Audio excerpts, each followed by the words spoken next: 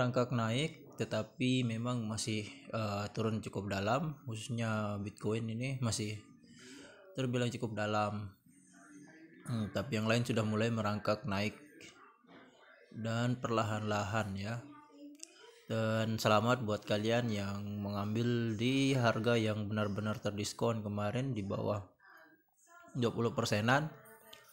Mungkin sudah memiliki memiliki keuntungan yang cukup signifikan. Jadi ini masih jadi kesempatan juga buat yang lain bahwa harganya juga masih di bawah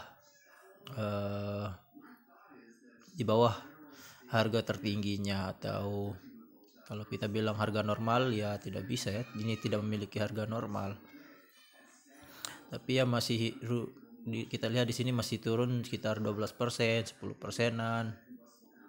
Masih menjadi kesempatan untuk yang ingin masuk ke membeli salah satu aset-aset ini. Memang kalau kalian membeli di harga yang tinggi dan melihat hal-hal ini kadang memang membuat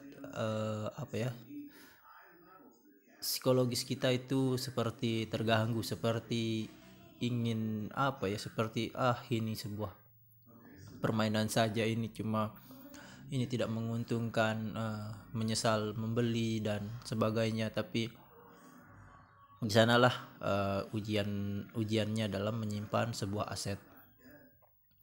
Jadi kita melakukannya untuk waktu yang lama dan dengan beberapa trik-trik tertentu. Contohnya seperti dollar cost averaging yang sering saya sebutkan.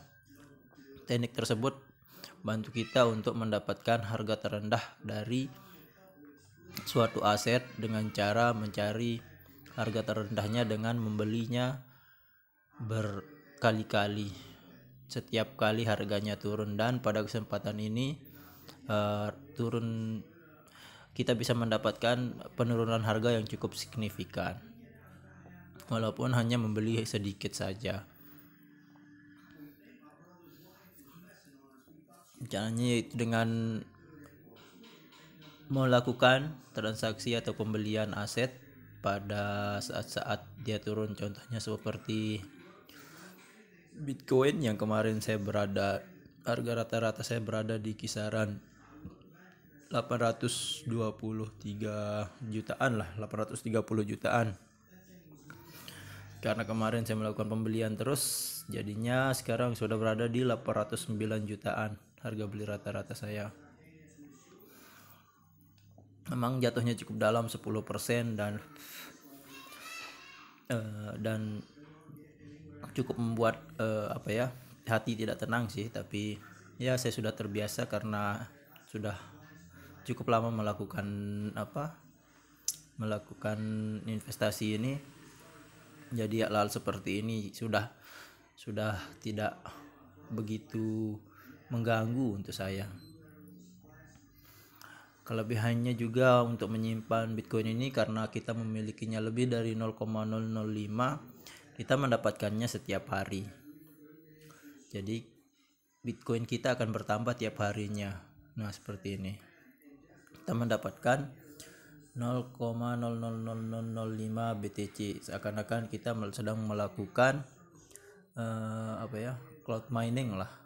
free cloud mining. Tapi kita ini disebut yield farming, tapi di sini disebut dengan program peluang cuan. Hal ini akan membuat kita tetap untung sembari menunggu harga Bitcoin menuju titik tertingginya atau ATH-nya, all time high. Jadi cukup banyak istilah-istilah sih dari para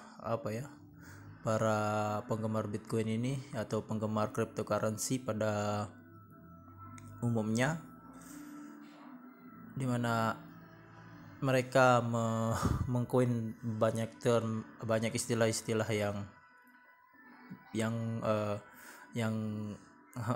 kadang hanya bisa dimengerti oleh para pemain dari Bitcoin ini. Tapi mungkin saya akan coba menjelaskan satu persatu di beberapa kesempatan istilah-istilah yang ya cukup unik lah, like going to the moon ya, kemudian ATH all time high, kemudian ada HODL atau hold, kemudian yield farming, ada juga staking, ada mining, ada banyak istilah-istilah yang harus familiar lah kalau kalian ingin bermain di Bitcoin. Sebenarnya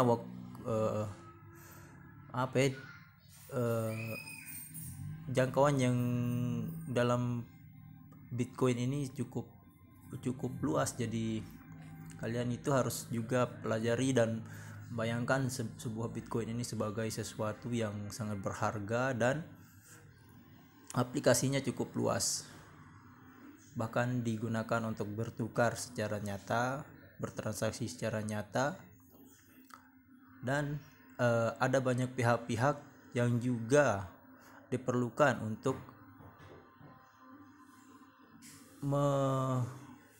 menjalankan program blockchain ini.